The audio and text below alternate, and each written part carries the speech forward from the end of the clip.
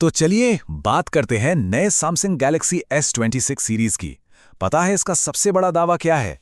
ये कि ये अब तक का सबसे इंट्यूटिव मतलब सबसे सहज AI फोन होने वाला है।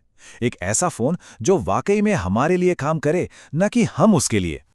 और देखिए, हमारी आज की पूरी बातचीत इसी सवाल के इर्द गिर्द घूमने वाली है। जरा सोचिए, एक ऐसी टेक्नोलॉजी जो सिर्फ हमारे कमांड का इंतजार नहीं करती, बल्कि हमारी जरूरतों को पहले से ही भांप लेती है। तो फिर इस बड़े सवाल पर सैमसंग का जवाब क्या है? वो है गैलेक्सी S26। इसे कंपनी का अब तक का सबसे इंट्यूटिव फोन बताया जा रहा है। चलिए जरा और गहराई से समझते हैं कि ये फोन अपने इस बड़े वादे पर खरा कैसे उतरता है।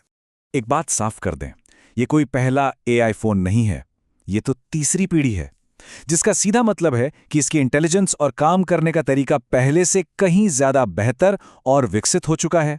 ये एक बहुत बड़ा अपग्रेड है। अच्छा, तो सबसे पहली बड़ी समस्या पर आते हैं जिसे ये फोन सॉल्व करने का दावा करता है, और वो है स्क्रीन प्राइवेसी। ये एक ऐसी चिंता है जो हम में से ज्यादातर लोगों को होती है, खासकर जब हम कहीं पब्लिक में होते हैं। सोचकर देखिए, हम सब ने कभी न कभी ये महसूस किया है ना, कि हम मेट्रो में या किसी भीड़ वाली जगह पर हैं, कुछ जरूरी पढ़ रहे हैं और अचानक लगता है कि कोई बगल से झांक रहा है। बड़ी अजीब और अनकंफर्टेबल सिचुएशन होती है वो। और इसी का हल है गैलेक्सी S26 अल्ट्रा का प्राइवेसी डिस्प्ले। और ध्यान देने वाली बात यह है कि ये फोन के अंदर ही बना हुआ एक हार्डवेयर फीचर है, कोई अलग से खरीद कर लगाने वाली एक्सेसरी नहीं। अब इस स्लाइड में देखिए अंतर कितना साफ है। बाईं तरफ है एक नॉर्मल डिस्प्ले जिसे कोई भी किसी भी एंगल से देख सकता है, और दाईं तरफ है प्राइवेसी डिस्प्ले, जहां सिर्फ सामने वाले को ही स्क्रीन पर क्या है वो नजर आता है, बाकियों के लिए स्क्रीन काली दिखेगी। और इसे इस्तेमाल करना तो बहुत ही आसान है। इसे बनाने में पूरे 5 साल लगे हैं, और इसे बस साइड बटन को 2 बार दबाकर तुरंत ऑन किया जा सकता है। इतना ही नहीं, इसके प्राइवेसी लेवल को भी अपनी ज़रूरत के हिसाब से एडजस्ट किया जा सकता है। चलिए अब अगली प्रॉब्लम की बात करते हैं।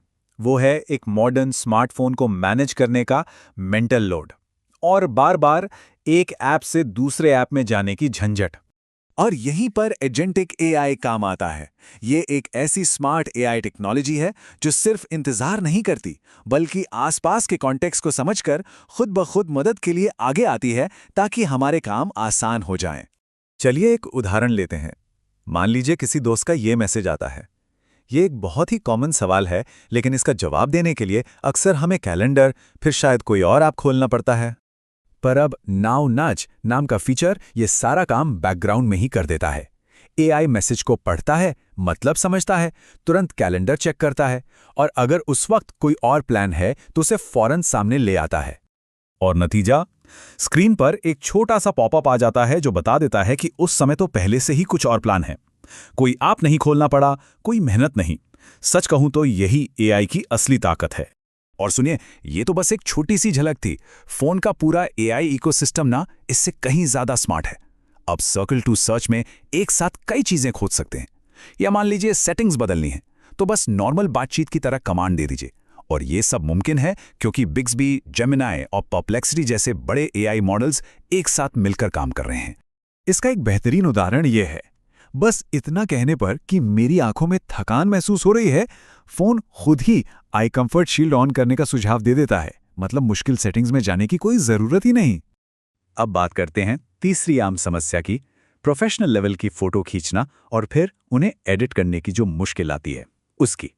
तो सबसे पहले एक नज़र इसके हार्डवेयर पर डालते हैं। S26 अल्ट्रा का कैमरा सिस्टम अपने आप में बेहद पावरफुल है। 200 मेगापिक्सल का मेन कैमरा और 10x तक का शानदार ऑप्टिकल क्वालिटी जूम, स्पेसिफिकेशंस तो कमाल के हैं। लेकिन असली जादू तब शुरू होता है जब AI इस जबरदस्त हार्डवेयर के साथ मिलकर काम करता है।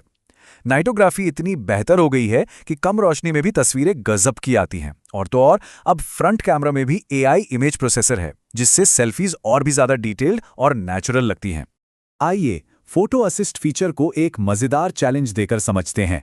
मान लीजिए प्रॉम्प्ट ये दिया गया कि एक खाए हुए केक को ठीक करना है, और ये रहा नतीजा। कमाल है ना? AI ने केक को इतनी सफाई से पूरा कर दिया है जैसे उसे कभी काटा ही नहीं गया था। ये मुश्किल से मुश्किल एडिटिंग को बस एक आसान से कमांड में बदल देता है। एक और मजेदार टूल है क्रिएटिव स्टूडियो।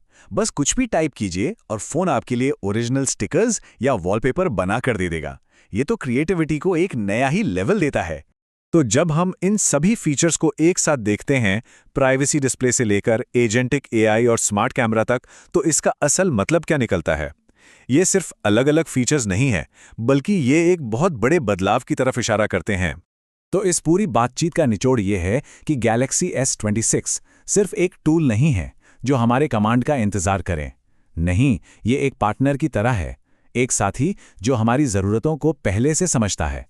ये हमारे और हमारे डिवाइस के बीच एक बिल्कुल नए रिश्ते की शुरुआत है। और आखिर में एक बड़ा सवाल जो सोचने पर मजबूर करता है, जैसे जैसे हमारे फ़ोन हमें बेहतर और बेहतर समझते जाएंगे, तो वो कौन सी बारीक लाइन होगी जो मदद और दखलंदाजी के बीच खींची जाएगी? मतलब कब मदद मदद न रहकर हमारी प्राइवेसी में दखल बन जाएगी?